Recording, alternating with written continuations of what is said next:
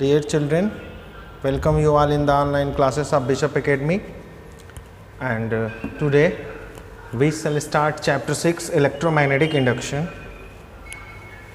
Now the first topic in this chapter is magnetic flux. Then you have also learned about electric flux. Magnetic flux is just similar like electric flux, and it is defined as the magnetic flux through any surface placed in a magnetic field is total number of magnetic lines crossing this surface normally. It's okay. It is measured as the product of component of the magnetic field normal to the surface and surface area. It's okay. Magnetic field is a scalar quantity and it is denoted by phi. If a uniform magnetic field B passes normally through a plane surface area A, then magnetic flux phi equals to B into A. यानी कि अगर एक area पर perpendicular कोई magnetic field पास हो रहा है तो फ्लक्स जो है मैग्नेटिक फील्ड और एरिया के प्रोडक्ट के इक्वल होता है. But if the magnetic field makes an angle alpha with the normal drawn to the area A, then इसका मतलब ये है कि जब ये आपका एरिया है इस पर परपेंडिकुलरली मैग्नेटिक फील्ड जा रहा है, नॉर्मली जा रहा है, तो आपका फ्लक्स B इंटू ए होगा. लेकिन यदि आपका एरिया इंक्लाइंड हो किसी एंगल अल्फा या थीटा, तो इसको अल्फा अगर हम सपोज कर लेते हैं, आपका एरिया जो है वो इंक्लाइंड हो alpha degree with the direction of magnetic field, then the magnetic flux. अब हमें क्या करना है, जैसे मान लीजिए कि एरिया वेक्टर का नॉर्मल इधर की तरफ है, तो B का हम कंपोनेंट A की तरफ निकालेंगे, एरिया वेक्टर यानी n कैप की तरफ, तो वो हो जाएगा आपका B cos थीटा. तो हम यहाँ पे मैग्नेटिक फील्ड लेंगे, जब फ्लक्स लेंगे तो लिखेंगे B cos अल्फा, ये एंगल अल्फा है आपका, हो जाएगा B cos alpha into area, क्योंकि B cos अल्फा जो है वो मैग्नेटिक फील्ड का परपेंडिकुलर कंपोनेंट है, यानी एरिया के ऊपर 90 डिग्री है. तो आपका हो जाएगा BA cos alpha, where alpha is the angle between area vector and magnetic field vector. It's okay. Now dimension of magnetic flux. Magnetic flux का अगर हम डायमेंशन लिखना चाहें तो फ्लक्स का जो फार्मूला होता है फाई B इंटू ए है. ठीक. B का आप मैग्नेटिक फील्ड यानी मैग्नेटिक फील्ड का जो डायमेंशन है वो अगर आप जानते हैं तो बस एरिया को रखना है. अगर आप मैग्नेटिक फील्ड का नहीं जानते हैं तो magnetic field is equals to होता है F अपान QV. F का MLT टू द पावर -2 होता है, Q का चार्ज का कूलाम होता है, C एंड वेलोसिटी का LT इनवर्स होता है. ठीक है. साइन थीटा का डायमेंशन नहीं होता है और एरिया का होता है L स्क्वायर. सब इनको सॉल्व करेंगे तो हमें मिलेगा ML to the power 2 A to the power -1 T to the power -2. ठीक है. SI unit of magnetic flux is weber, WEBER. ये भी साइंटिस्ट के नाम पे है और इसको डिफाइन किया गया. 1 weber is the flux produced when a uniform magnetic field of 1 tesla acts normal over an area of 1 metre square. यानी कि 1 टेस्ला का मैग्नेटिक फील्ड जब 1 मीटर स्क्वायर एरिया पर परपेंडिकुलर जाता है तो जो फ्लक्स होता है वो 1 वेबर कहा जाता है. CGS unit of magnetic flux is Maxwell. Magnetic flux का जो CGS यूनिट होता है वो मैक्सवेल होता है और ये डिफाइंड होता है जब 1 गॉस का मैग्नेटिक फील्ड 1 सेंटीमीटर स्क्वायर के एरिया पर परपेंडिकुलर इंसर्ट होता है तो उसको हम कहते हैं 1 gauss. And 1 gauss is equals to होता है 1 वेबर इज इक्वल्स टू होता है 10 टू द पावर 4 गॉस, या फिर 1 weber is equals to 10 to the power 8 maxwell होता है. ये आपका SI यूनिट और CGS यूनिट के बीच रिलेशन है. इसके बाद हम लोग चलते हैं जो हमारा मेन टॉपिक है. चूँकि मैग्नेटिक फ्लक्स इसलिए जानना ज़रूरी था क्योंकि आगे हम जो बात करेंगे, यह एक मैग्नेटिक फ्लक्स एक टर्म है जिसको हम लोग यूज़ करेंगे. मेन चैप्टर है हमारा इलेक्ट्रोमैग्नेटिक इंडक्शन, जैसा कि आप चैप्टर का नाम भी यही है, आप जानते हैं इलेक्ट्रोमैग्नेटिक इंडक्शन. सबसे पहले हमें ये जानना है कि व्हाट इज़ EMI. इसको शॉर्टकट में EMI कहते हैं और पूरा नाम इसका इलेक्ट्रोमैग्नेटिक इंडक्शन है. तो EMI हम किसे कहते हैं? ये एक बहुत ही रिवोल्यूशनरी एक्सपेरिमेंट भी है और आइडिया भी है फिजिक्स में, जिसका यूज़ हम डे बाय डे लाइफ में बहुत ज़्यादा कर रहे हैं। जितना भी पावर प्रोडक्शन आज के डेट में है वो सब इसी फिनोमेना, इसी प्रिंसिपल के द्वारा है।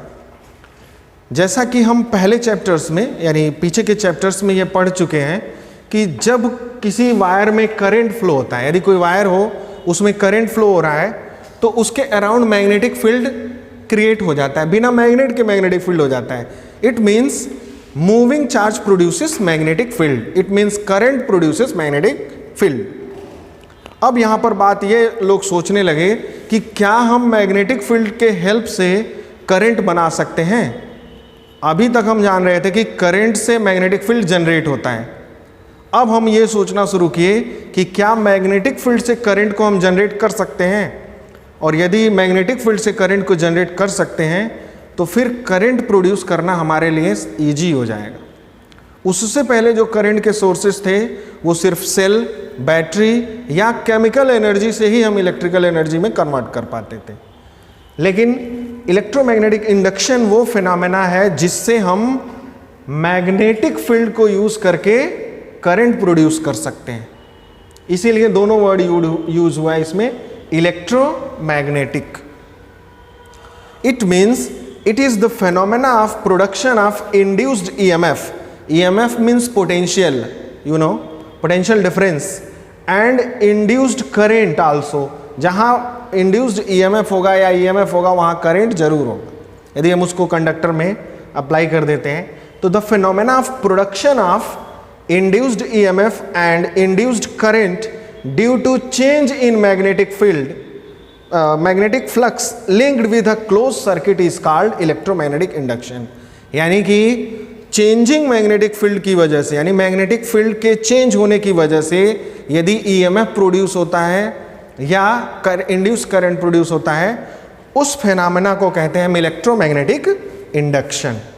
It's okay, it means the phenomena of production of electric current by using varying magnetic flux is called electromagnetic induction.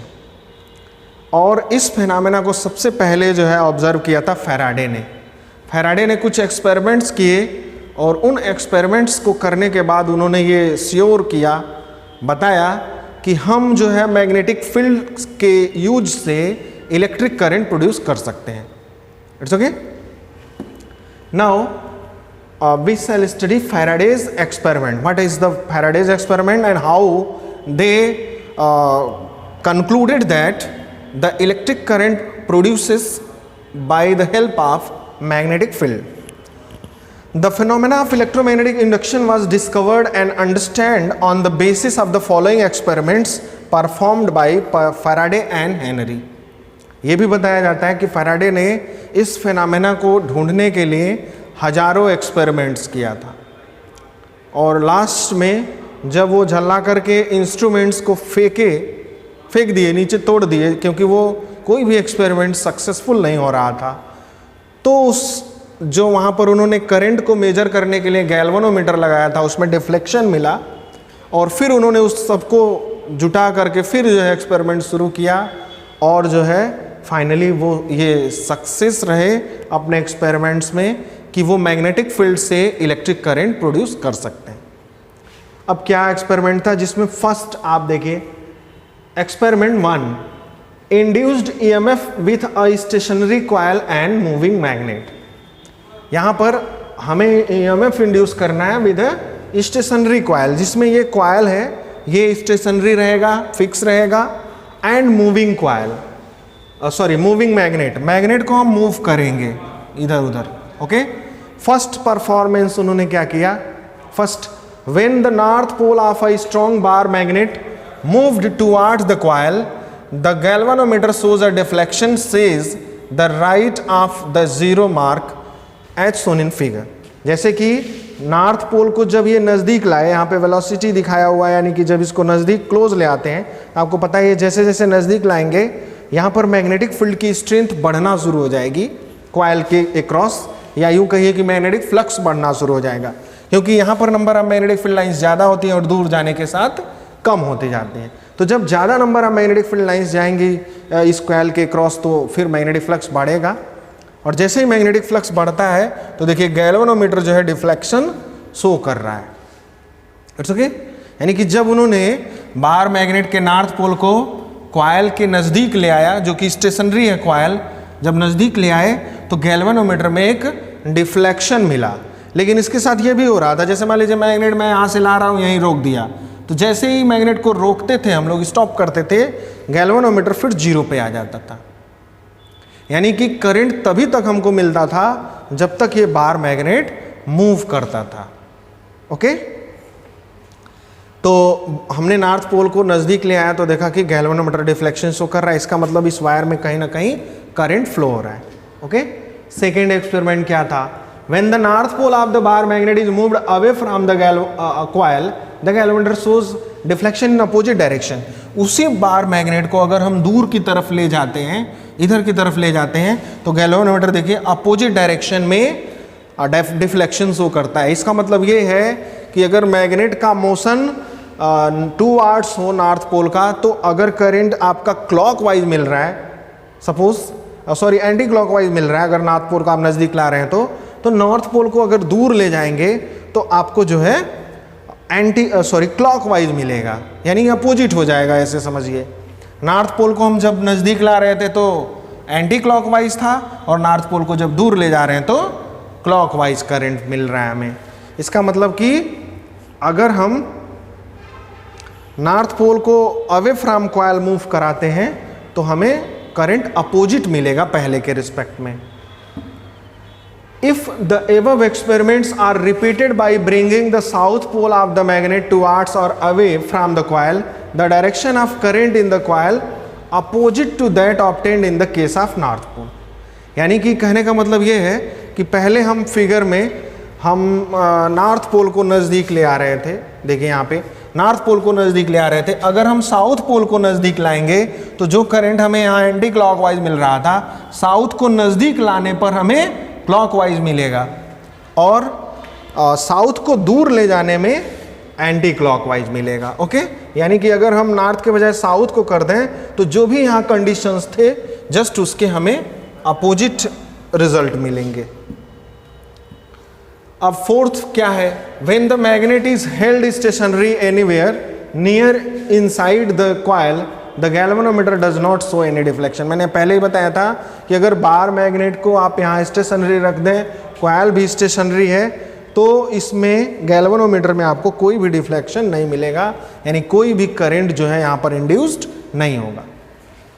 इसका मतलब कि आपको अगर कॉइल में करंट चाहिए तो बार मैग्नेट या कॉइल दोनों में से रिलेटिवली किसी एक का मोशन होना जरूरी है।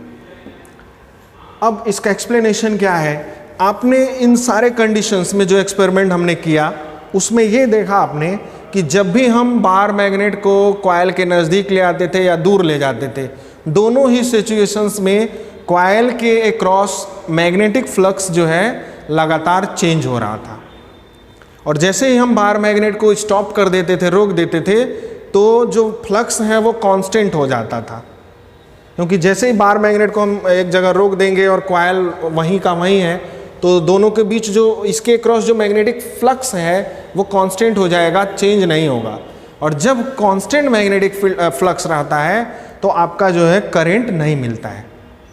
इससे पूरे इस एक्सपेरिमेंट का यही कंक्लूजन निकलता है कि when the magnetic flux across the coil, conducting coil कहें, across the conducting coil changes continuously induce the current or an EMF, and whenever the magnetic flux across the coil is constant, then there is no induced current or EMF is generated. Okay, यही चीज इसमें लिखा हुआ है। when a bar magnet placed near a coil, a number of lines pass through it. As the magnet moved closer to the coil, the magnetic flux linked with the coil increases or decreases. Whenever we go close, magnetic flux increases, and whenever coil is bar magnet is moved away from the coil, magnetic flux decreases. Then the change in magnetic flux produces induced current. In a simple word, the change in magnetic flux induces electric current. It's okay? Thank you. Have a nice day.